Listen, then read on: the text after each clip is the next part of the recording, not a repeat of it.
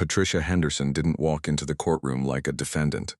She walked in like she owned the place. Her heels clicked slowly against the floor. Controlled, deliberate. The kind of sound that makes people look up without realizing it. And people did. Not because they knew her, but because of the attitude. Behind her, Sarah Chen walked in quietly, holding a folder close to her chest like it was the only thing keeping her steady. Two completely different worlds. One looked like power. The other looked like pressure. Judge Judy glanced up briefly. And in that one look, she already understood something important. This wasn't going to be a normal case. The number itself sounded small, $800. A custom cake. That's what the lawsuit said. But cases are rarely about the number. They're about what happened around it. Sarah had owned a small bakery for over a decade. Nothing fancy, just consistent. Good products, loyal customers, steady income. The kind of business built slowly, without shortcuts. Her parents had started it. She kept it alive. That bakery wasn't just work, it was history. So when Patricia Henderson placed an order, a large custom cake for a political fundraiser, Sarah didn't hesitate. It was a big opportunity. Important client, high visibility. Maybe even future business. The order wasn't easy. Complex design, specific colors, tight deadline. But Sarah accepted, worked late nights, double-checked everything, even saved the messages, just in case, because clients like this, you don't take risks. The delivery day came. Cake was ready, clean, detailed, exactly as requested. She arrived early, set everything up, stepped back, and felt proud. Until Patricia walked in. She didn't smile, didn't even pause. She looked at the cake for maybe 3 seconds, and said flatly, "This isn't what I asked for." Sarah thought it was a misunderstanding. She showed the design, the messages, the approvals. Patricia didn't look, didn't care. "This is embarrassing," she said, louder this time, in front of guests. People had started turning. That moment mattered. Not because of the words, but because of how they were said. Public, dismissive. Final. Sarah stayed calm, explained again, offered adjustments. But Patricia had already decided. No payment, just like that. No negotiation, no discussion, just refusal. And then she walked away like the conversation was over. For Sarah, it wasn't, because $800 wasn't just money. It covered materials, labor, time. She sent an invoice, no reply. Followed up, nothing, then called. And finally got a response, not from Patricia, from her assistant. "Mrs. Henderson doesn't pay for unsatisfactory work." That was it. No explanation, no evidence, just a statement. And then, things got worse. A few days later, inspectors showed up at Sarah's bakery, unannounced. String, unusually detailed. They found issues. Things that had never been mentioned before, within hours.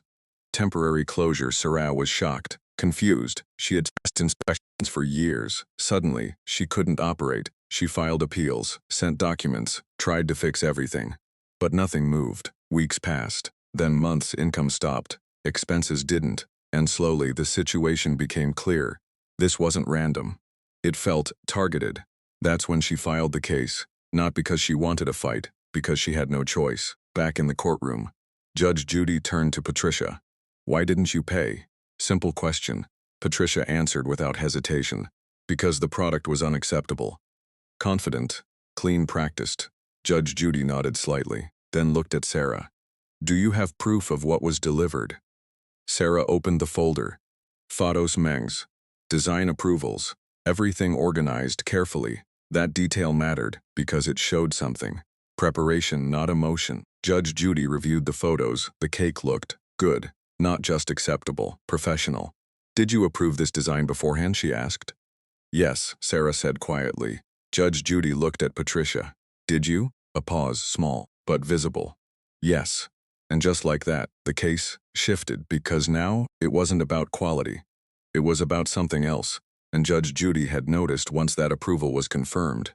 Patricia's argument got weaker, but she didn't back down. People like her rarely do. "The final product didn't match expectations," she said, slightly sharper now. Judge Judy didn't react immediately. She flipped through the photos again, slowly, deliberately, then asked, "What exactly was wrong with it?" Another pause. This one longer. "The colors," Patricia said. "They weren't right." Judge Judy held up the image. "These match your written specifications." No response. "And the design?" It felt cheap. That word changed the tone because it wasn't specific, it was opinion. And opinions don't cancel contracts. Judge Judy leaned back slightly, not aggressive, just certain. You approved the design, you received the product, you used it at your event. A beat. And then chose not to pay.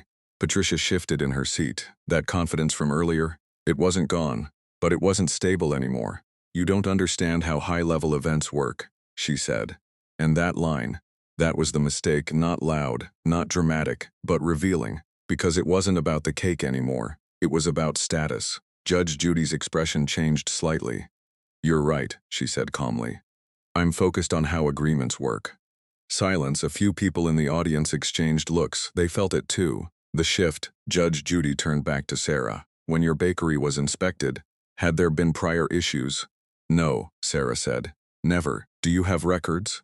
Yes. More documents, inspection history, clean, consistent. That mattered, because now, there were two timelines, before the incident and after. Judge Judy connected them quickly.